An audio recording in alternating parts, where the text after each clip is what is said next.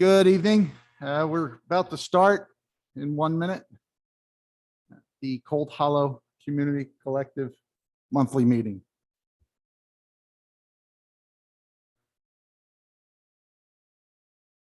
So welcome everyone who's watching now and everyone who's joining in the near future or watching it live on, or I guess recorded on YouTube.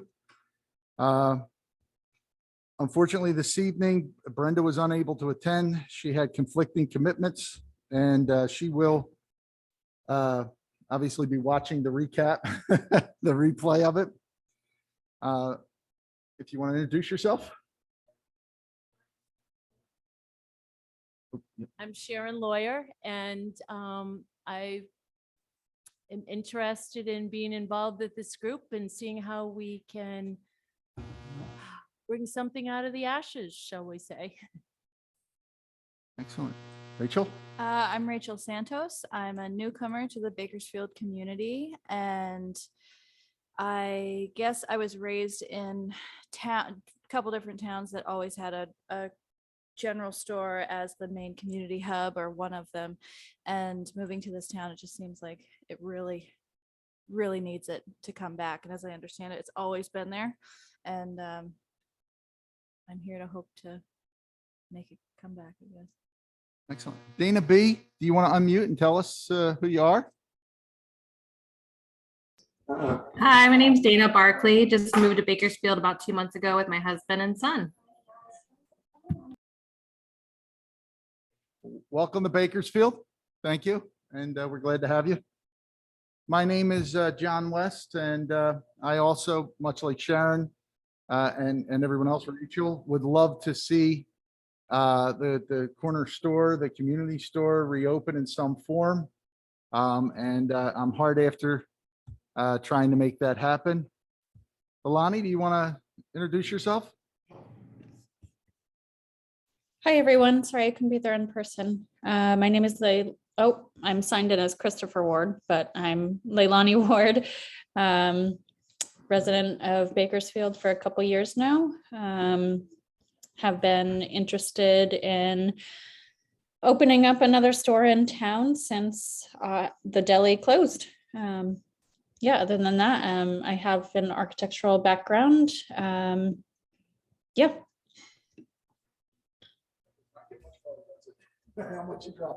Thank you, Leilani. So now that we're done with introductions, Leilani, I had mentioned that unfortunately Brenda couldn't be with us tonight.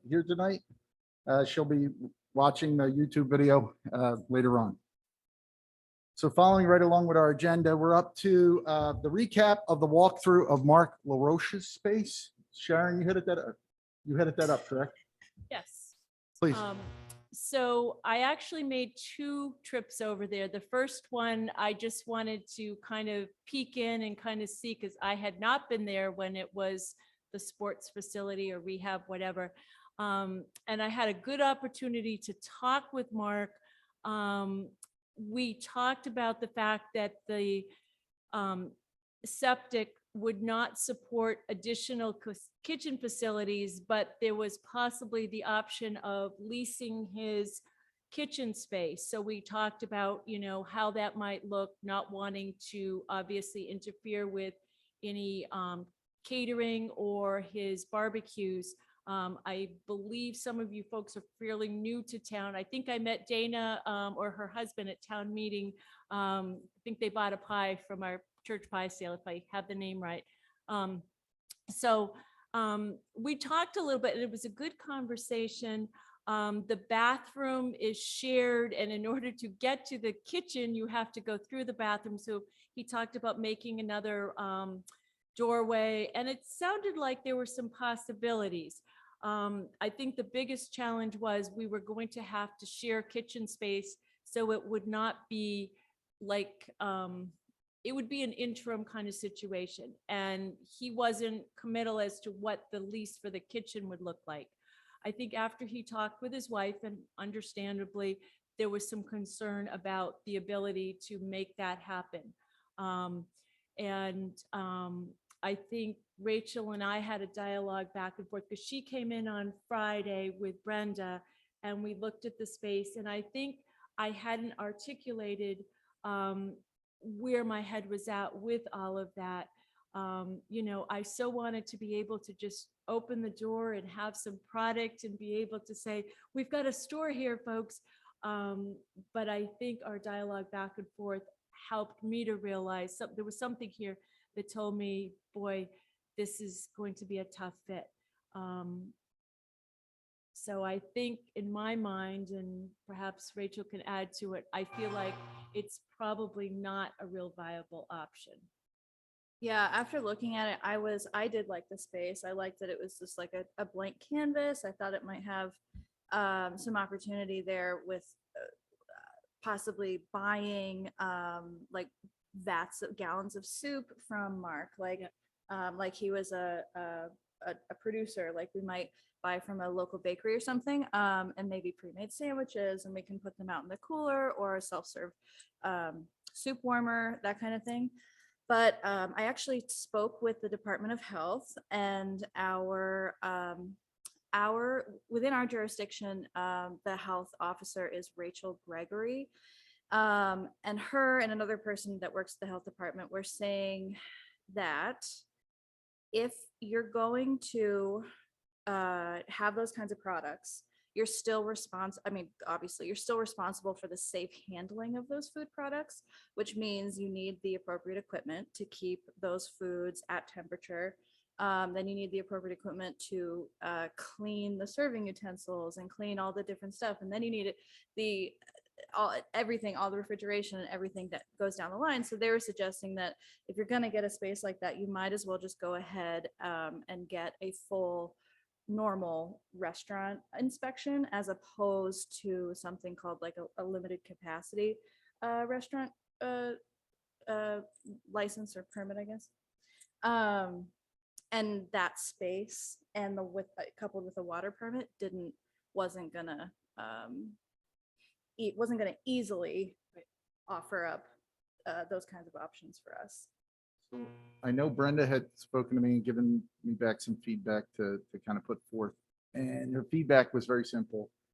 No, it's just something on the table. I apologize. Her feedback was very simple. She said that we obviously would not be able to do pizzas or coffee type services there.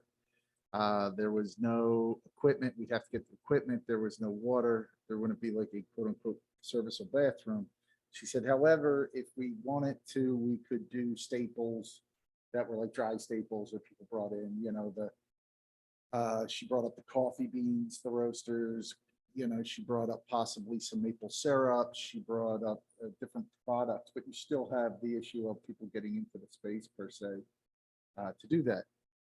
She also brought up, you know, that he was looking for like $500 a month or so, and she, you know, candidly, she felt that may be a little high since there's so much limitations on the space.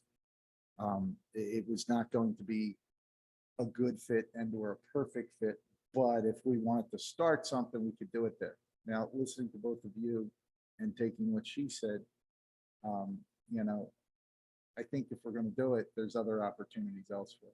No offense to Mark, his space or what he's trying to do, but it seems to me like even him cutting a door in to give us our customers, the town folks, access, that requires permits. It requires a whole bunch of stuff that he's going to have to get done. You know, I think we really should just stay focused on our task and start working towards a building that will work for us. Lease purchase, rent. I don't care any of the three. Preferable is purchase, obviously, so that we're not stuck in something and possibly be forced to move down the line. But after my conversation with Brenda and then listen to both of you, I think that it's probably best to find a space that actually fits our needs. That's kind of what I was thinking, and I shared that with you as well. Just that after seeing, I don't know. I mean, I don't know what else is available in this town of like as far as empty. There's a couple options. There's the original store. Yeah.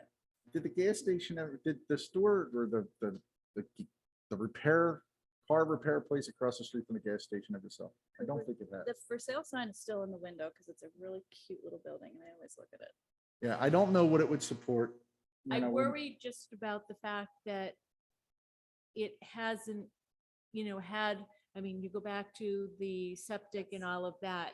Right. I also think if you're gonna have a store in town, don't have it across the street from the other store. Well, I- right. I mean, I think what drew me initially with Mark's was $500 seemed a whole lot more doable than $1,500. Correct. But then when you start to see the limitations, because I stopped short of saying, okay, let's run some numbers. His stepson was great and said the busiest times at the store were 5 to 7 in the morning.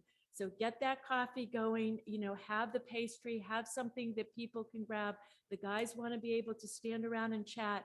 And then the 5 to 7 at night. And I said, ooh, that's interesting. So there's a long time during the day when the store is pretty quiet.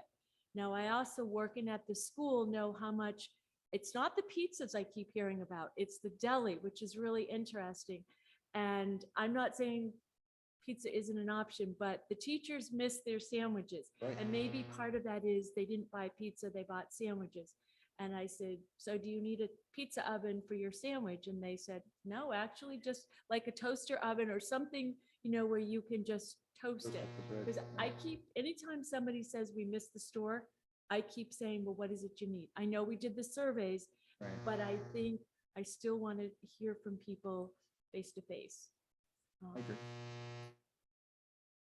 So I know we're in mid-April. I know that building in the next month is going to be making some changes. Yeah. Um, Between May and July, I heard two different dates from both guys at the same kind of conversation. I think he has the capability of extending to July is the agreement, but we'll see. And meaning, is it that Sean needs that space? If he still needed the space, I think he had the ability to extend out to July, as if I remember the conversations we had back before winter, in the fall.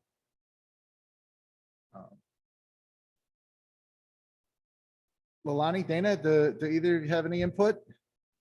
Hearing what, I wasn't part of the conversations or the tours last Friday, but from what I'm hearing now, I definitely concur that our focus should remain on, focusing on our main effort of reopening something permanent.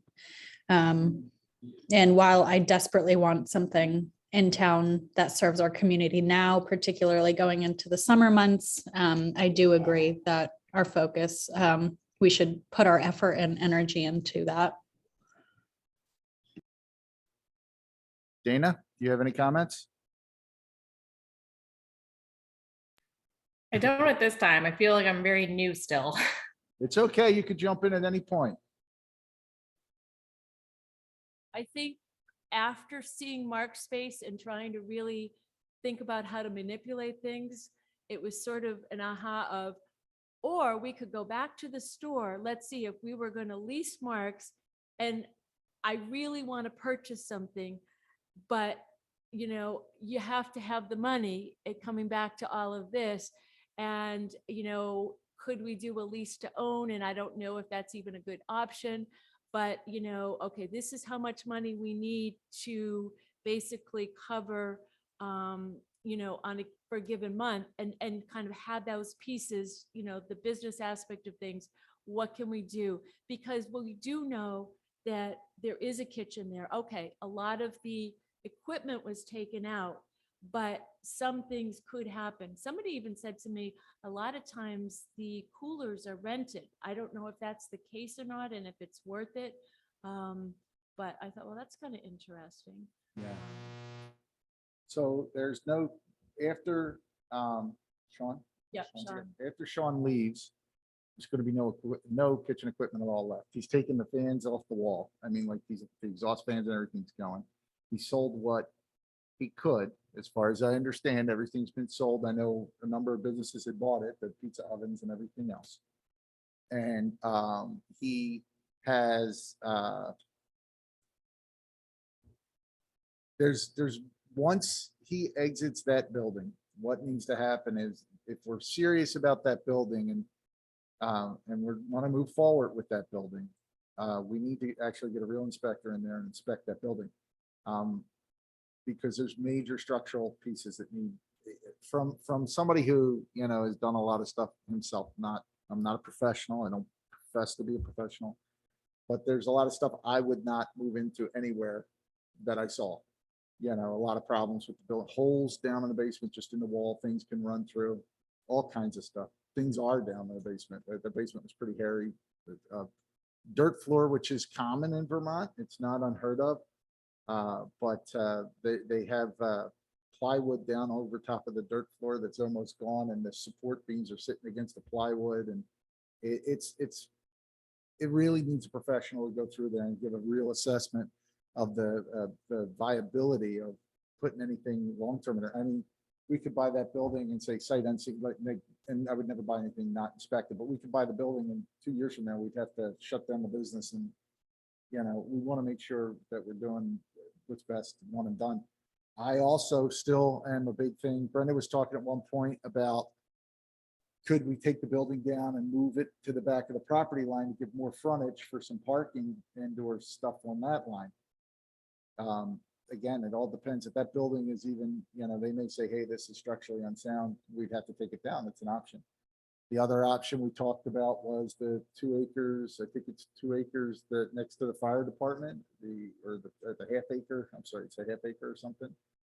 That The fire one that the department owns. school owns? No, it's the one that used to be the old hardware store. I keep hearing about this old hardware store that burnt down or was torn down. That was picked up. It's in front of Brigham, and it was picked up by the fire department.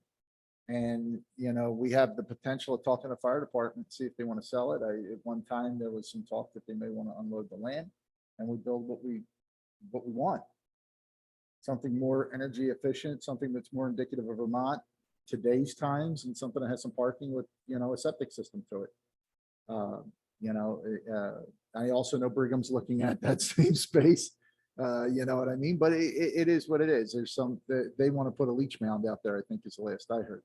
But For the Brigham for the project. Brigham, right?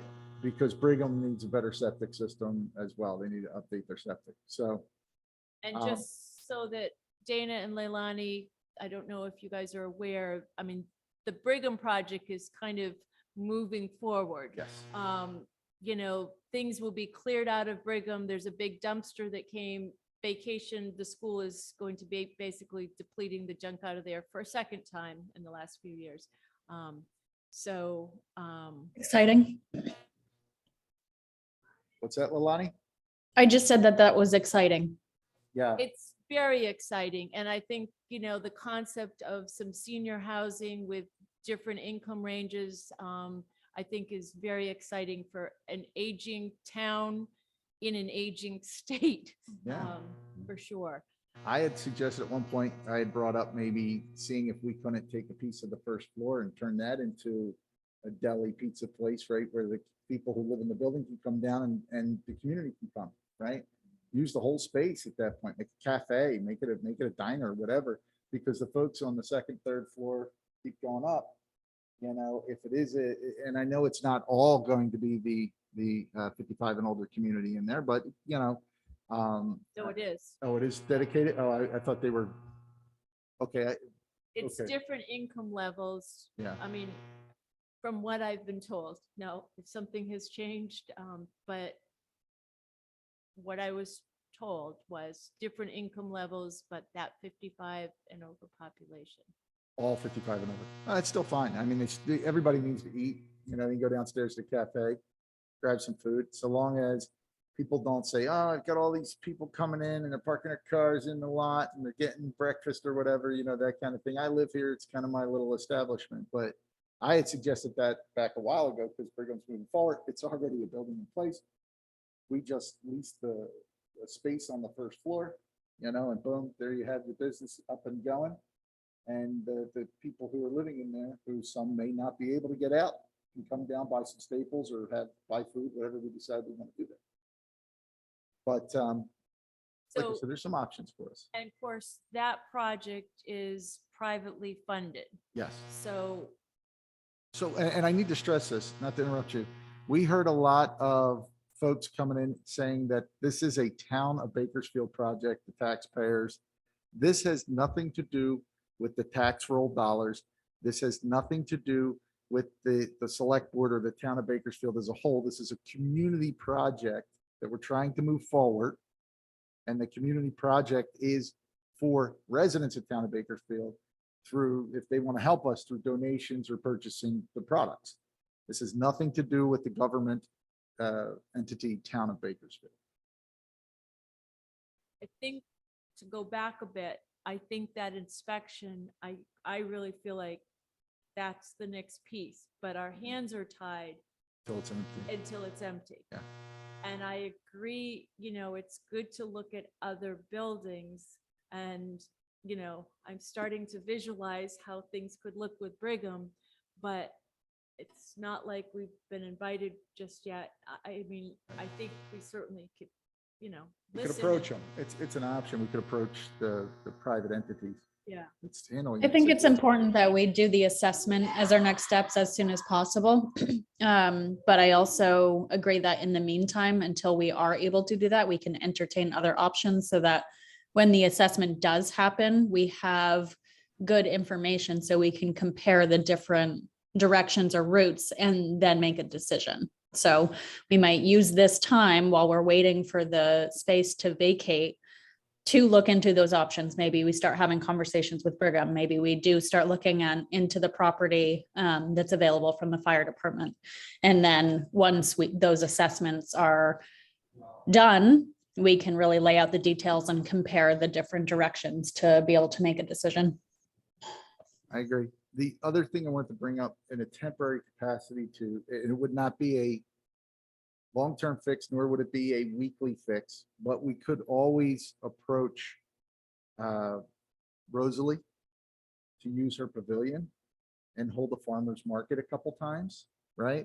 So that we can get some kind of fund starting to build, because we don't have any donations.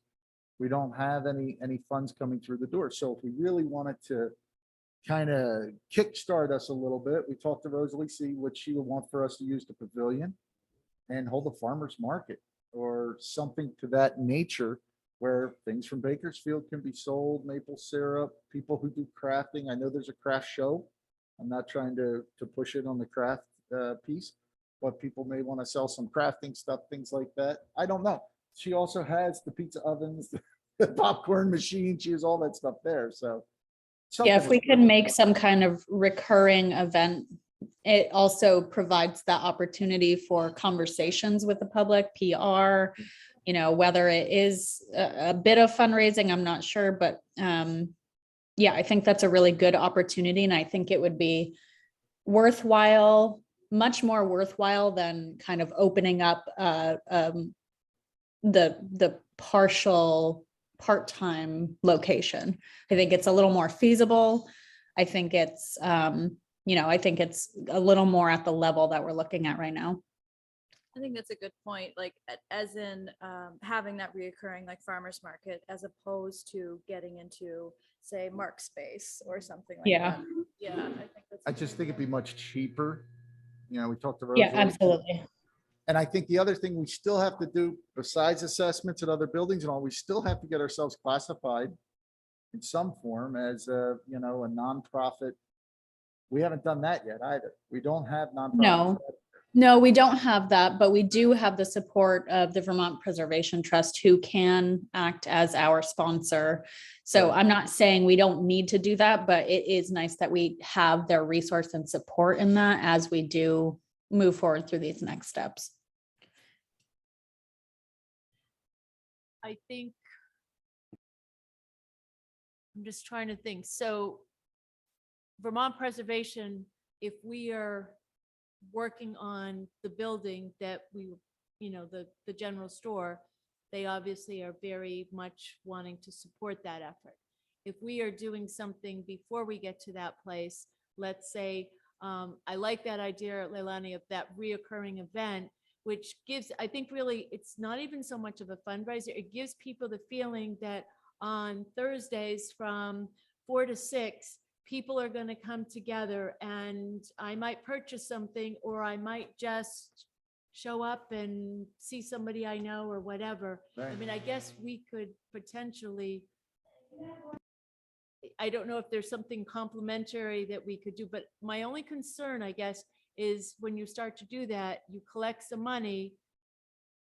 How does that all work? See, 'Cause- I'm yeah. sorry.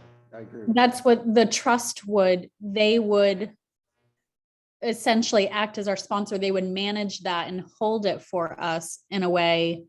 They would essentially be that business entity and we would be one of their clients. They would manage it for us. But would that be hard on a small scale, week to week? Okay, I want to get $20 to go get some coffee. You know, for example, I'm just thinking, okay, maybe you have some complimentary coffee or, Gotcha. you know, and I've got to put a request into Vermont Preservation so that they can cut us a check. So, Yeah, we would have to talk to Ben again about those kind of details. We'd have to get him in on the conversation. I mean, I think when it comes to the building and kind of that bigger stuff, it makes so much sense. But if our goal is to be sort of a presence and, there's something that we can offer to, obviously we are not the farmer's market ourselves. We're not going to grow the produce, but we're going to invite people to an event. Right. And perhaps we would offer something complimentary there. It doesn't have to be food even. I don't know what it would be. Yeah. We could treat it almost like a craft fair. We could treat it almost like a, oh God, what the heck are they called? People sell all their stuff. What is that called? Bag sale, is that what it's called? Well, I know, yeah, like, Yeah, like a flea market. Flea market, yeah. Right? Be like a flea market, right, where you say, hey, Farmer Jay, $10 donation, $20 donation gives you a table. You can line up your produce. We're going to advertise it. We'll ask the church if we can use their signage out front, say farmer's market, this address on this date, you want to sell quilts, whatever it is, $10 a table, and we get people to sign up for tables. And, they bring their own table. It's a space thing, right? But they get $10. Sell it as a and then you get space, not a someone- table. Right, you get a little money coming in, right? We're not looking to knock the walls down, but we do have to start collecting funds somehow. It's, and I think it's also getting people to see if bringing the community together for something feels like they want more of it. Right, Now, I think with any of our local producers, if they're going to spend $10, they want to make more than $10. I know the goat farm, for example, one night a week, I think it's Fridays, would have my neighbor whose daughter makes the gelato up there. So how do we, not compete with Mark's Barbecue on Thursday and whatever the goat farm is doing on Friday? the reality is it's a Saturday or a Sunday event, so that you get as much people off who can come. So that you get the most traffic. You do, a 3-4 hours farmer market, and you kind of run it like that. It's just a thought. We can do a lot of different things, but I'm just, what I'm putting forth is there's components that all are containerized, but they need to go off at the same time kind of thing. We still need to find a location. We need to start somehow collecting funds, either through fundraising or grant writing. We need to, I know that the trust has been very forthcoming and saying they'll help, and it's appreciated. We also need to start looking at the paperwork for, let's say, the 501c, whatever it is that we're going to classify ourselves at. We need to start doing that. We now finally have the survey in hand. That was one of the containers, right? So we have the survey in hand, and Lonnie presented that last meeting. So, I mean, there's pieces. We just have to start figuring out, there's a timeline. I built a timeline a while back for Brenda, and I don't know if it ever was fully implemented or even shared. Just saying, hey, step A, B, C, and you just go through the timeline. And as I said to her, I said, these are the components, and there are suggested dates there. We need to adjust them to reality. So, I mean, that's where we are. It's back to get back to the store over here. It's a shame. It was a good idea. It really was a good idea. If it had worked out, we could have possibly negotiated the price lower. something on the lines of that, you know, because we still have to make $500 a month to pay them $500 a month. You know, so there was those, Plus any Challenges. wages that you're. correct.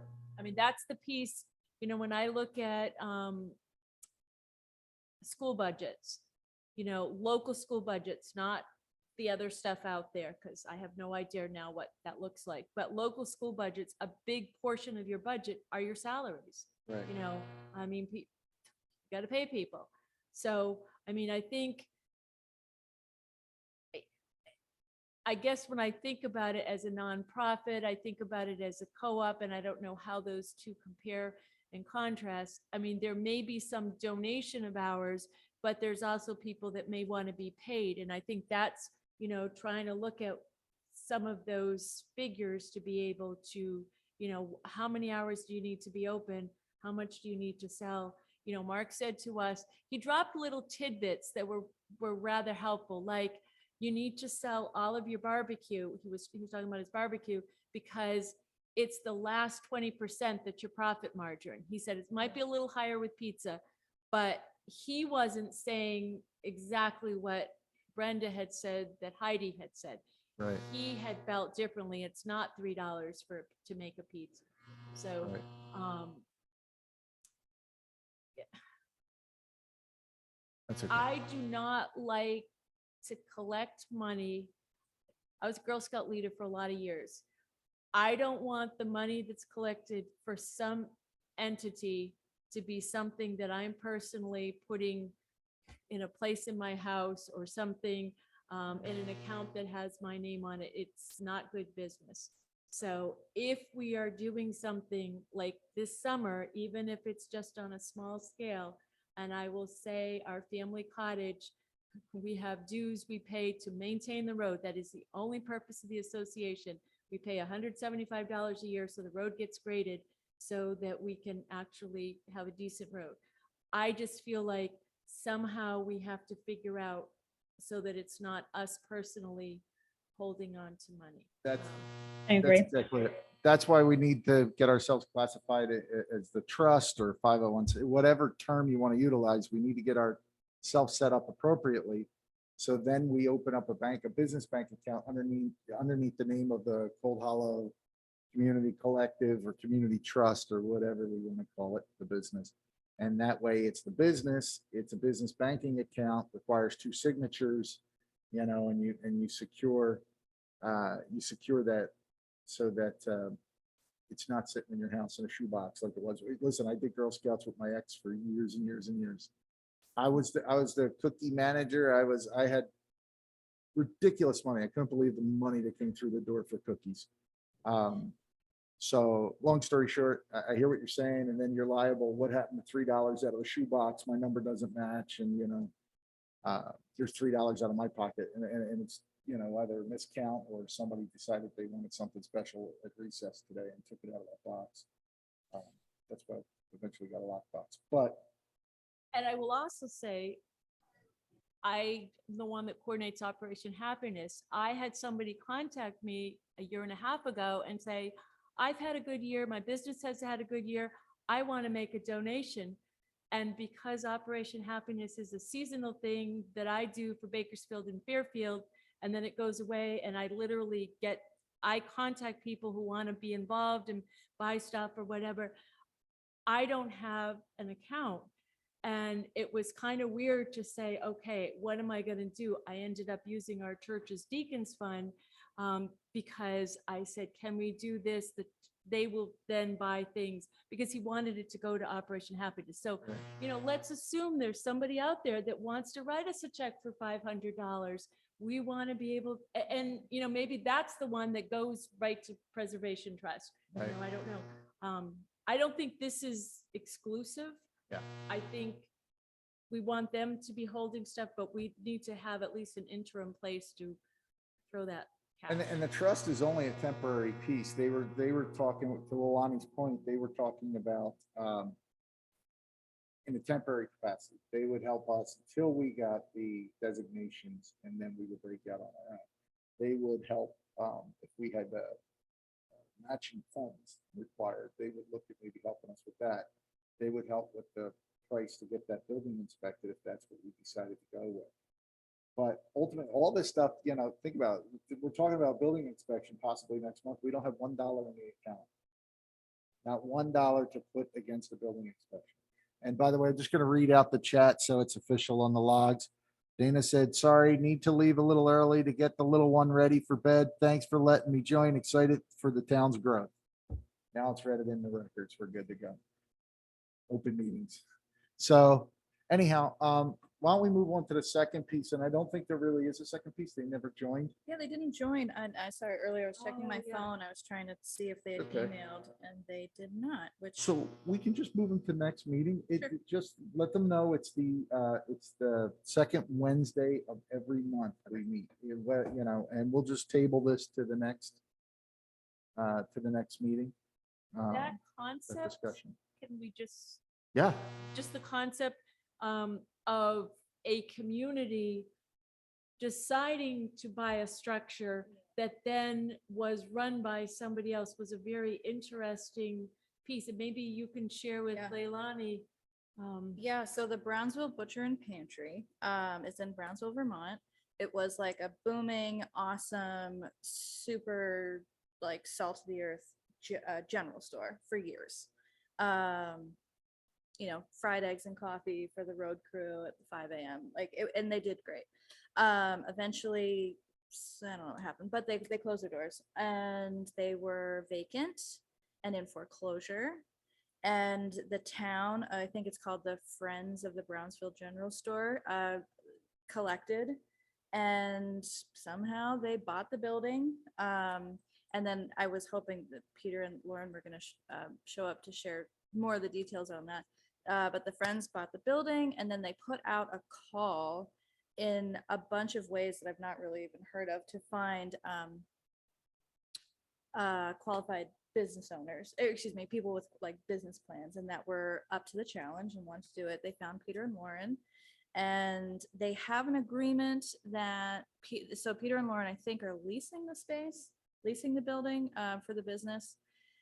And after X amount of years, they're going to buy it. They're going to buy the building Purchase. from the Friends of Brownsville group. It Awesome. is absolutely booming down there. It's beautiful. I think the governor, I know that the governor mentioned them specifically because of just the great things that they were doing for our Vermont economy and tourism and all this stuff. So so hopefully they'll show up next week and then we can pick their brain about that. next month. Yeah. Where is Brownsville? It is Windsor. Oh, okay. It's right. It's West Windsor. Brownsville is Okay. technically West Windsor.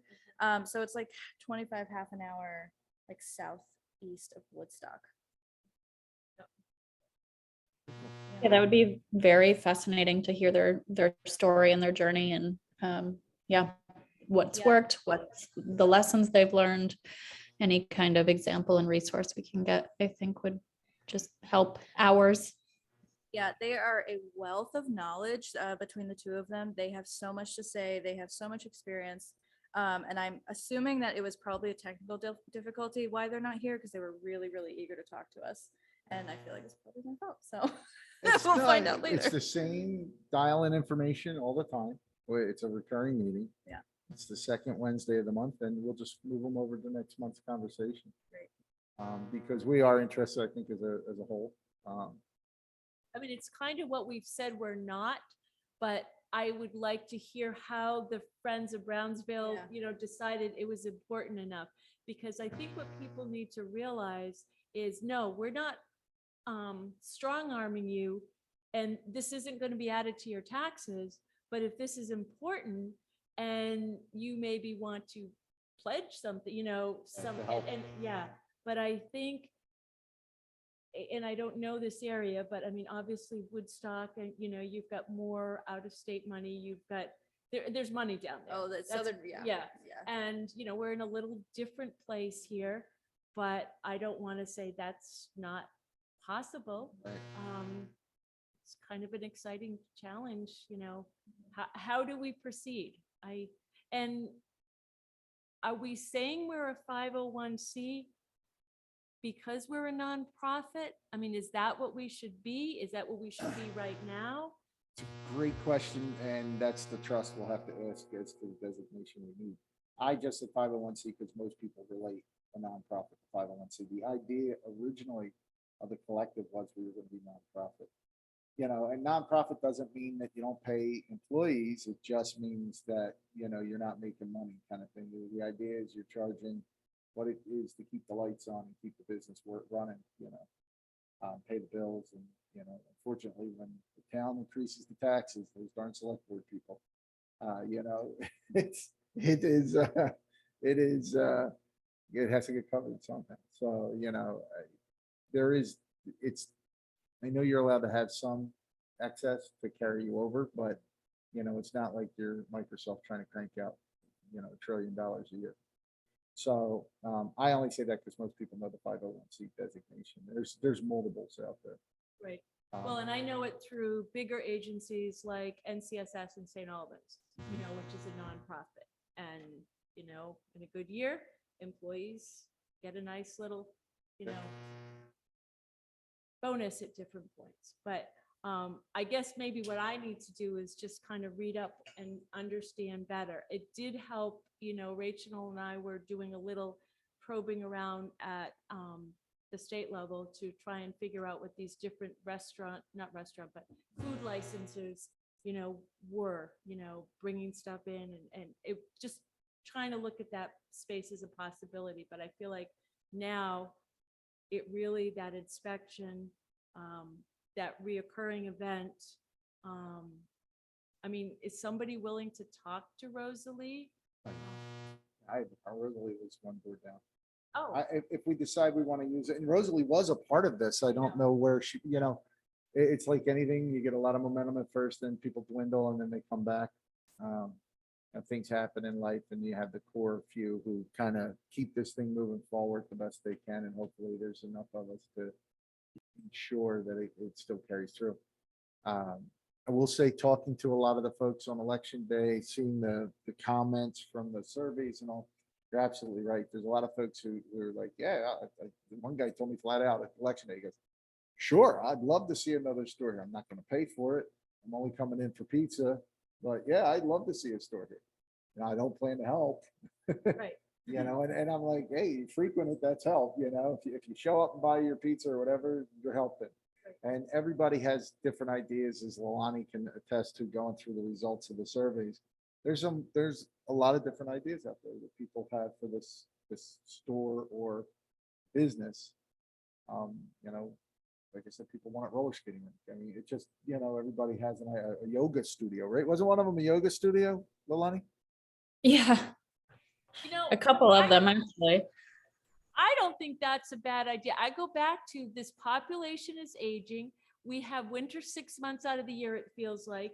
I mean, I love to cross country ski, but I go down my dirt road and I'll tell you, I'm probably making some bad choices some days because it's a little slipperier than it should, or it's got too much dirt because the road guys have been putting too much dirt down and that will just stop me dead in my tracks. So, you know, having a place indoors as the community ages, and I mean, this community has gotten older since 15 years ago. You know, we don't have the kids. I don't think that's a bad thing. I used to work in a natural foods restaurant and we had a yoga for years and we had a yoga studio up on the second floor and it was fantastic. The people went to the yoga studio all the time. They'd come down and get smoothies or like a salad or whatever, you know, and it was a really fun pairing that was really popular and made that building that in Chester a really hot spot for the community to go to. See, that's Just throwing Mark's that out building. there. That Mark's building would work. But for $500 a month, now I will tell you, I've looked upstairs and I mean, what did my husband say to me? To be handicapped accessible, you have to look at what the activity is. If you had a Zumba class, for example, it limits who's going to join the class. I don't know. And maybe Leilani, you've got the architecture background, but I mean, this is just going a little off on a tangent, but this is kind of a cool space when you think about people being able to come together. I mean, it already exists. The only problem with the space upstairs is they tore down the fire escapes, which takes it out of code. We have to redo the fire escapes in order to use the second floor. Now, the handicap thing, I have no idea about. You definitely need the fire.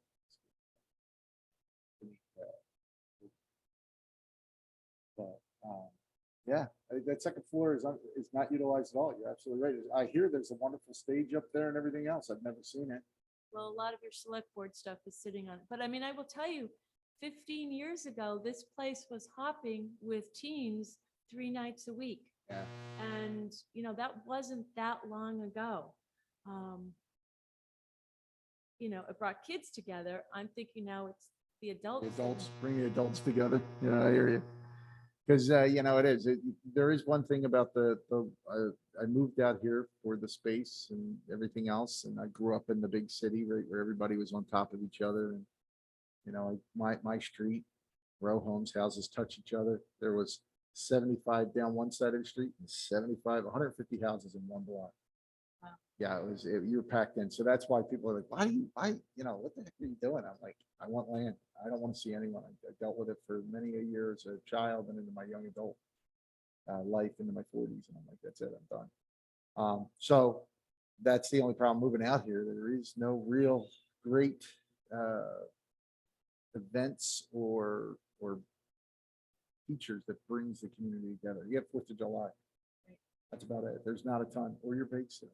My bakes. And actually, that is one of the things I love about doing the bake sales, is I get to meet people. You know, there's the regulars that I know are going to come by or they've already called us. But I think I told you guys this last time, you know, the folks that drove through from California and stopped because they saw a pie sale and then they had to figure out what they could have that they didn't have to refrigerate. And I mean, we probably talked for 15, 20 minutes. And Right. like, I'm a people person. I'm a people person who needs to go home to a place where that's my recluse, you know, Right. and then I come into the community when I want my people fix. That's me. I agree with you. And so it's finding for me hubs where that can happen. Lynn's Market, which used to be kind of a general store meat market in East Fairfield, I would have a sister come up, my sister would come up and I'd go to get milk and come back an hour later and she just couldn't understand. I said, well, I met so-and-so and we were chatting and she's like, how does it take you an hour to go and get milk? I said, you live in a small town. Yep. You know, and I kind of forgot she was there. Oh. Well, that's excellent. So should we follow up with Larry to see if he, like, do we have any recent information as to when Sean is moving out? I do not. The last time I talked to Larry was, I think it was October. We went through in September, October. We can reach. I think back that out. would be good steps. Yeah, we could reach back out to Larry and just see what his thoughts are. When Sean's lease is finally up and also what his thoughts are, because I know that his price for the building is quite substantial. Right. For the condition of the building, I just don't see the two meeting. It's price is way too high and the building is going to require way too much work. That building to fix, what I looked at would probably cost us 3 times the price of the building. It'd be almost $1 million to get that building between buying and fixing. My non-professional estimate was at least $500,000. Right. And as I say, it's non-professional, but I just figured it was going to be as much putting into it. Yeah, the problem is, as Brenda has pointed out on several occasions to me, there's been no food sale there or anything, so there's no licensing for that building now. So the state inspector's got to come in and inspect the building and relicense all that. And with all the repairs that are going to be required, it's substantial. So it's sort of like others that continued in the store business were somewhat grandfathered. And now it's a whole new lens that's being used. That's what Brenda has informed me. She said, because the business was always running except for that one period, the business always had someone within a few months of each other reopening. And in this scenario, it's been years. You know, we figured he closed down around COVID. So it's been over This 2 is years. last May. I thought he closed down before last May. May 2021? May 2021, I'm pretty I sure. thought it was before that. But whatever it may be, according to Brenda, it definitely will require, they've lost some of the advantages if they still have tenants in there running the business. So does anybody within this group want to reach out to him? I mean, I know I know him. My husband grew up in this community. Larry's from here. No, we're not related.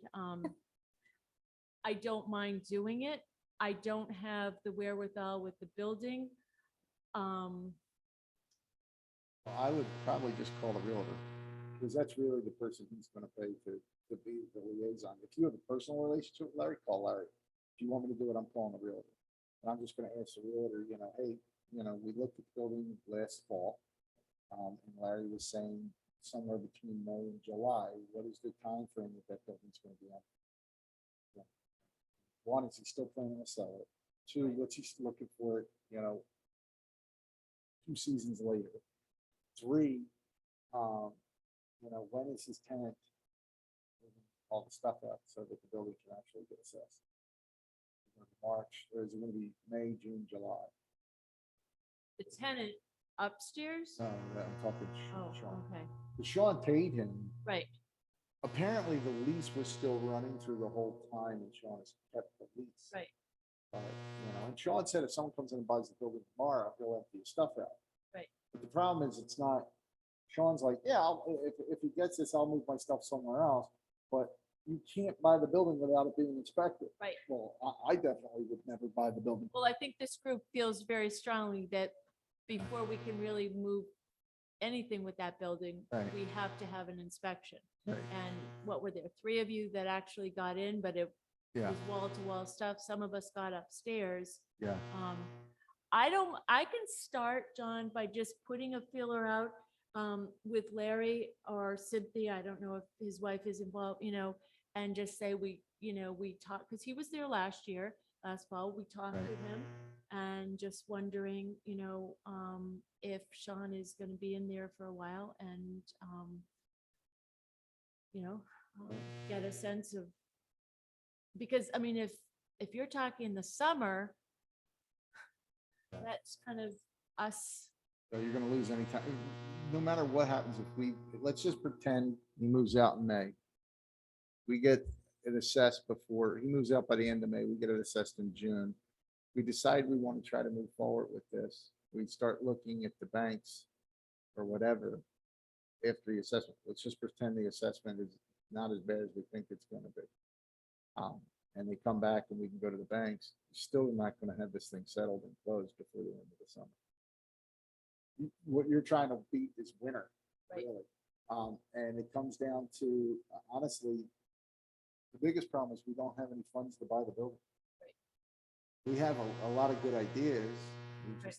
We just don't have any money in the bank to even put 2% down on the building, whatever. And to me, and I mean no disrespect to Larry, like I've said a number of times, $50,000, $70,000, $50,000 to $80,000 is all I would pay for that structure. Me buying it myself. It's just going through it and knowing, what I saw.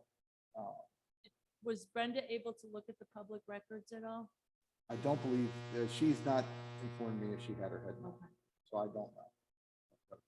I may be able to do that next week with school being off. Take a look and just kind of see If the property's assessed at, or, what it's assessed at and what is currently he's paying on it, if he still has a mortgage, because that's gonna impact. I mean, just kind of knowing what the other hand has. would help. But I'll Public record. yeah, no, it is. It absolutely is. And, yeah, what he paid for the building originally also would help. I mean, nobody wants to lose. Of course, But- he's been making money renting space out the whole time, so it isn't like he's losing money to begin with. The cautionary note with anything, if you look only at the original price, is if it's been refinanced. Right. Oh, well, that's true. The only thing I will say, God love, the And I don't know that assessments, they're high. Some of our assessments for the town, I can tell you my house is high. And that's not because I'm paying the taxes on it. I can tell you, I came in right after I bought my house and it was assessed by the banks. I came in and sat in front of the listers and said, we charging me almost $100,000 more a year in my taxes. I said, I just purchased this house. It was assessed, the bank assessed that this is all they'll loan me money for this house. Here's the assessment. They said, we'll get back to you. They came back and said, no, we're still gonna charge you $100,000 more. So just FYI, that was back in 2014. Because I came in, I'm like, how can this house be assessing? I literally just signed the paperwork on it. Wow.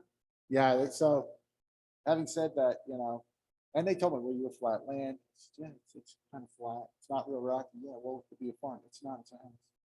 It's got a lot of land. I agree with you there, but it's a house. It's not a farm. And I joked with the listers. I said, no problem, but when I sell the house, if I don't make that amount back, you're going to give me the difference. And they laughed at me. But, it is what it is. I tried my case. I lost. So, but, that's the one thing with the assessment of the building and what the town is saying. They may be assessing that building 10,000 or 50,000 more than what it actually will assess for at the bank. And ultimately, I love the town, but the bank's the one who determines it's the value of the house or what they'll loan you for the house. What they'll look, yeah. Yeah. So I will see what I can do and I will let folks know if I have some information. You're willing to talk to Rosalie and,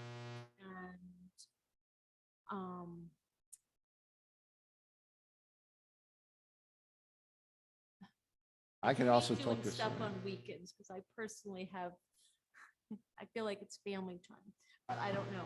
I mean, we don't need to set, I'm just wondering if it also makes sense to just kind of put out there with vendors. I don't care if they're crap, if we get a sense from you on space and maybe we wait a month, because that's the other thing is some of these folks are at farmers markets and things like that,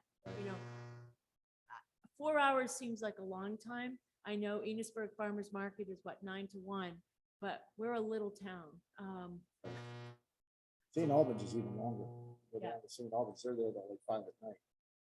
I've been down there at 10 o'clock in the morning and they're there till 4 or 5 at night. I've been down there at 4 or 5.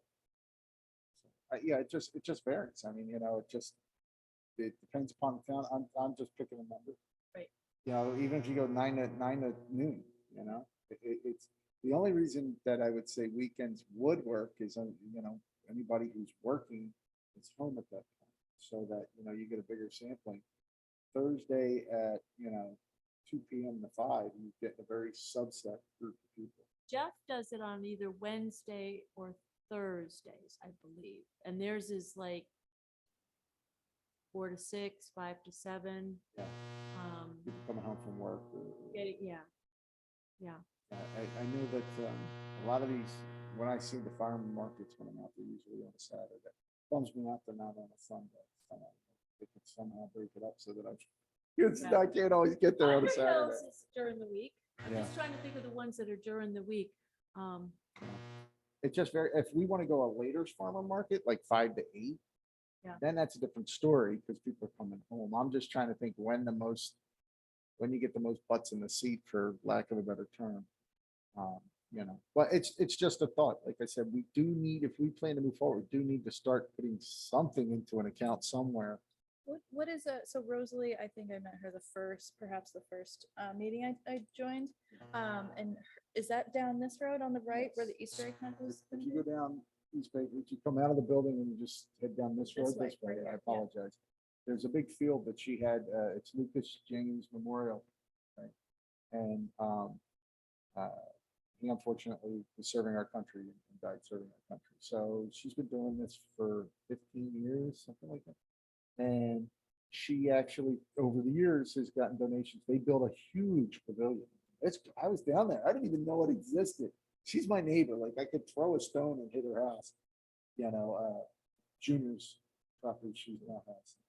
And she, I'm like, oh my God, I went down there and saw this thing. I'm like, I am utterly amazed. I remember it was a dirt field originally, This has concrete foundations. It has 2 bathrooms. It has a roof. It is a huge structure. I mean, she has her cooking equipment down there and everything. You can have a huge event.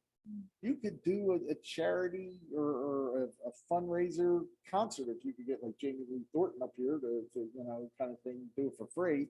I don't know Jamie Lee, I'm not saying that, but I was, a local musician. He's a country singer, but he's a local musician from Vermont, and he's big. But you could do concerts. You could put up a temporary screen with white sheets and run a movie. And you could do so many things with that space. That space is amazing. It definitely changed the face when she put a pavilion on. I mean, it was great before, but it was a big empty field. Now she has a huge pavilion. And when I mean like as big, if not bigger than this whole building. Well, and she, I mean, I don't know if it's back running, but I'm assuming it is the food shelf. It's a little bit different than how like the East Fairfield food shelf runs, because I don't know exactly how she does it, but I mean, she's had quite a following of people that have come.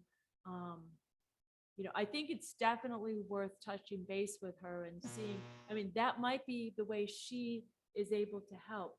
She has a space that could be used. I know my girlfriend Sue Ann has approached her. I think Sue Ann, you were talking about the craft fairs. We yeah. had this discussion before.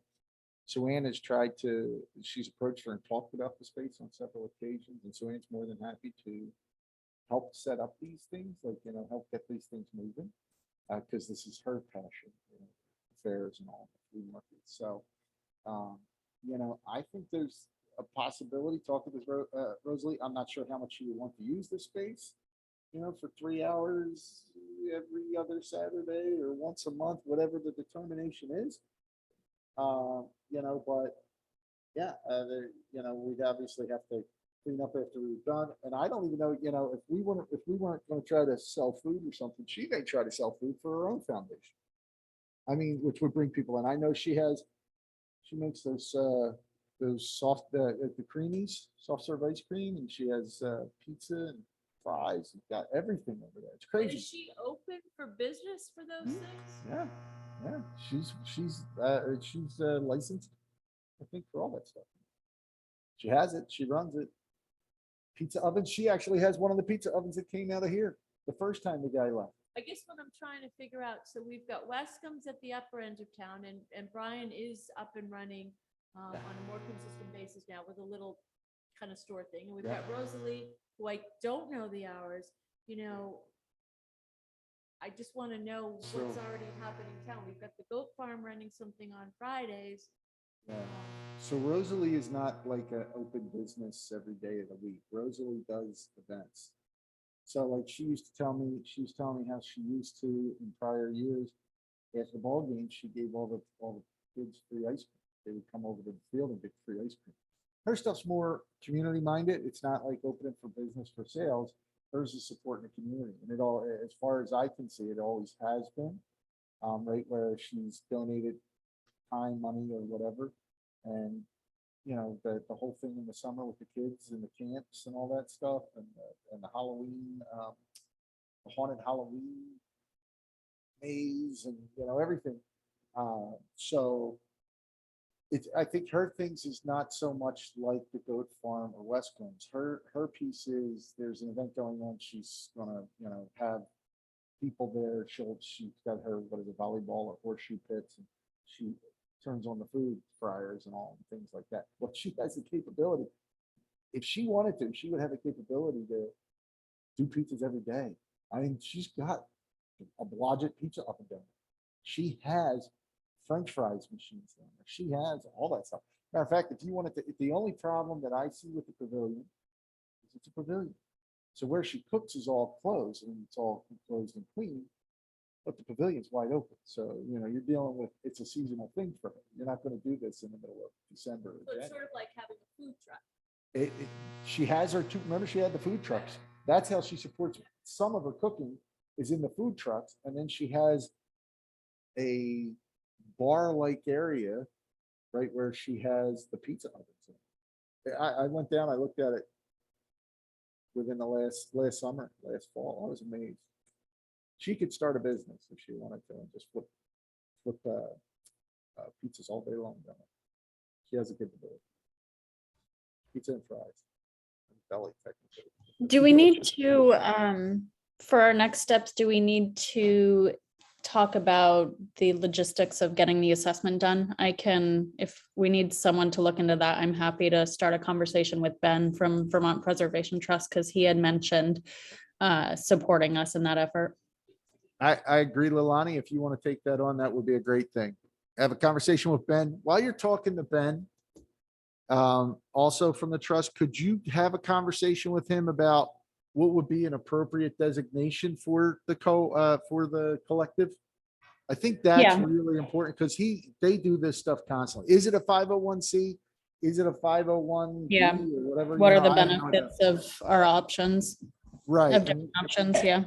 And what the variations there are in there. And if you can have that conversation, that would be phenomenal. And then next meeting, we'll put it on the agenda so you can deliver Sure. the message. Thank you so Sounds much. good. Of course. So why don't we Sorry to just change go, the topic real quick. let's just go around the horn real fast and finish up. And everybody, you know, open discussion or others. We'll start with Alani since she was unmuted a second ago.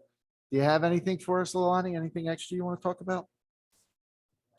No, I'm just excited to, have our next tasks and sort of a to-do list. And, I do want to just state and keep the momentum and excitement going. We do have, some recent members dropped out just for personal reasons, but I still think we have a really good core group and a lot of enthusiasm, and we have a lot of good connections and progress, although sometimes it might feel daunting. We are making some good efforts. So just want to comment on that.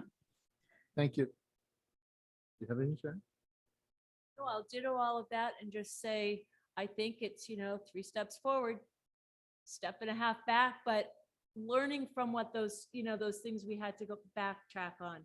And I think it's okay. I mean, this is new to me. I'm learning as I'm going. It's new to all of us. Rachel? you have anything? Yeah, I wanted to mention a thought that I had about the communication with Larry and or Sean. And that you had mentioned that he was like super flexible and ready to move his stuff at a notice, which is very helpful. If you speak with the realtor and then Larry and the realtor are aware that there is serious interest in this building, perhaps it'll, just push his situation out the door a little quicker. He might be like, oh, there's people interested. I'm just going to go ahead and take care of this.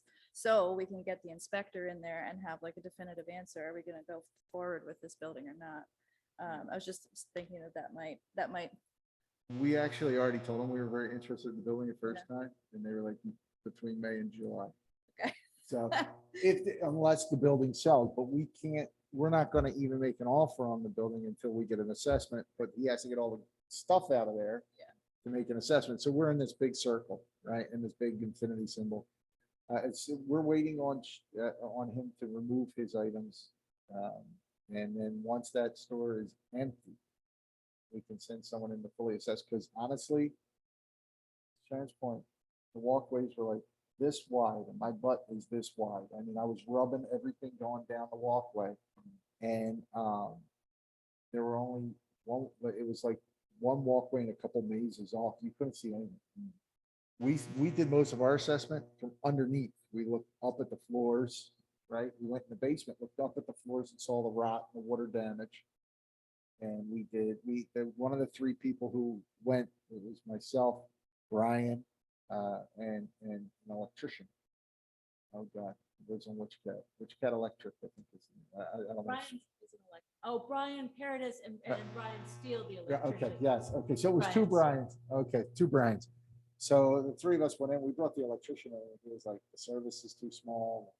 I saw knob and tube in the basement, there was wire hanging out of the wall. It was daunting, to say the least. And then on the second floor, there's code violations that have to be fixed.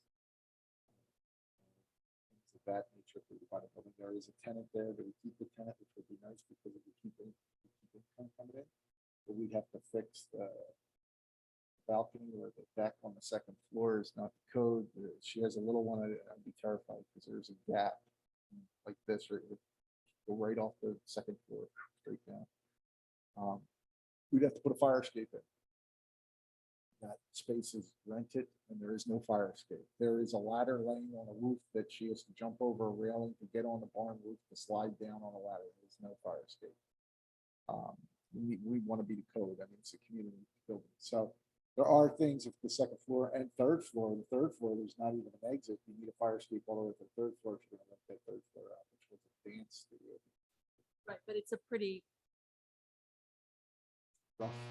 rough, yeah, I mean, I don't think putting money into the third floor Yeah.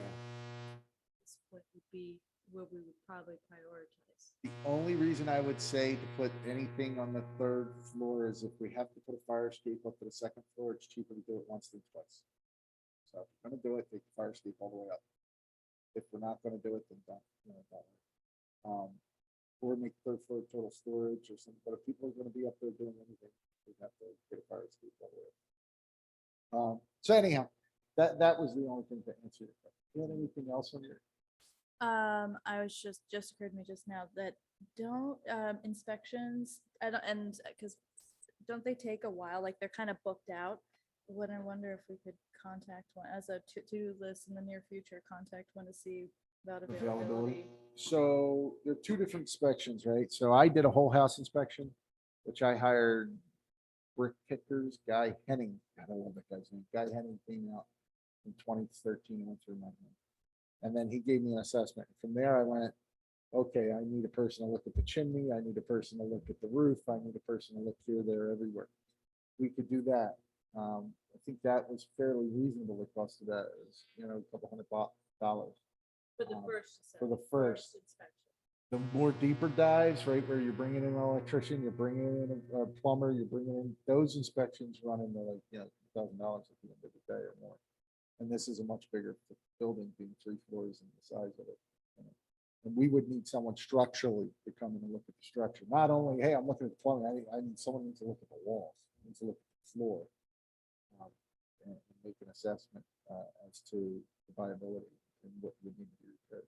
And so, and forgive me, I'm pretty sure that I asked this the last meeting, the person who's footing the bill, is that where the Preservation Trust would step in, or is that where our market is gonna step in, our funds? That's what I'm gonna find out. He, Right. Ken indicated that they have, small grants to fund and help with these kind of efforts, but there might need to be some fundraising efforts in there too. I Right, think that some that would matching. look, I mean, like that's starting the fundraising, and I mean, I'm aware we all are busy, but that the fundraising ball rolling, I feel like would be awesome. I don't know how that is. It's a great point because this is the season, right? I mean, winter's not a time to fundraise unless we had a structure we could fundraise in, right? An enclosed heated area. Well, that's why I think, talking to Rosalie, get a feel, would this reoccurring event be interfering with the kinds of things she's trying to do? Right. And if we're doing 9 to 11, right, that's what we're saying, 9 or 8 to 11 or 9 to noon, whatever it is, we may be able to get around things that now I don't know about summer. Well, it would be on the weekend, so it wouldn't interfere with summer camp unless she was doing something on a Saturday. Unless we flip it to 5 to 8, and that may interfere with her summer camp stuff. That's the conversation. Right. We have to ask. I Find what she originally, wants. I originally asked about Rosalie's just because it is a little bit down that road, and I know the facility is awesome from what you say, and I drive my boys down there to fall asleep, so I've just seen it driving by. But I don't know if the town center is available. I know that there's nothing there, but it's just as far as visibility goes, it's just Are you so talking about the visible. conservation part? I don't know. So- Just Where in the front of cannon the, is, where the cannon is right here. yeah, right in the set with the bell. Yeah, No. yeah, so that's, quote, the cemetery, but I don't think that's an issue. That's land that could eventually become a cemetery. This is Mm. what I hear from the long timers. But to the left of that is where the little picnic tables are, where Right. we've had some concerts. That is the conservation land, and of course, the walking trails are behind it. And that's actually where I think we kind of straddle it. We straddle the shade usually when we do our pie sales. I mean, that's town land. I think, so We It just would be have to get a free. use. Yeah, we just have to get a use permit for it. And again, it's not covered. It doesn't have a bathrooms. I mean, we could, I Well, don't. there's a I think the portalet. portalet- I Yeah. mean, the town, usually several groups pitch in to have a portalet right there. And, you know, a covered shelter is not that hard to come by. It was just, I was just thinking about it just because that is like the ideal spot, Rosalie's space, but this place is right in the middle of town. And for those people that didn't see it on the Facebook page that are just driving home, like I know that me and my husband on the weekends, if we see something, we'll just always pull in, you know, within reason. If so, people driving by, it would definitely get more We'd have to get some, bodies. if we did it down her place, we would ask the church if we could use their sign, and then we'd have to get some signs to keep pointing down Farmers Market. This way, this way. Yeah, I mean, just standing in the park, I can tell you, people come to the post office, people come to the library, you've got the sidewalks. You could make a case either way. Yeah. And I don't know. The only good thing about the pavilion is if it's raining, it's Exactly. undercover. Right. Or we'd have to get something to build to put up, temporary tear up, put down at every farmer's market, or treat it like St. Albans. St. Albans, the people come with their own little tented things and put it under there. Yeah, that's perfect. Anything else, Richard? All right, for me, the only thing I have is, you know, to Lalani's point, you know, we have some folks who recently had told us they can't continue due to personal reasons. But I do want to thank Brian and Christina and Flora for all their efforts in getting us up and going and their energies that they put towards it. And, you know, the fact that they're saying that that if they need, they're going to come back in the future, you know, when we get further along, it's greatly appreciated. It, you know, it is a small group.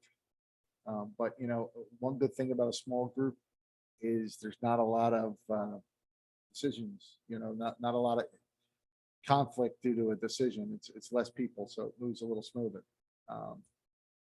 So we'll have to see. That's all I have. Anyhow, I guess we'll finish up. Everyone good? You good, Lalani? Yeah, I'm all set. Thank you. Have a great night. Enjoy yourself. Thank you. I will. I'll be there in person next time if I can. Sorry for not being there tonight. It's okay. Thanks. Bye. Night.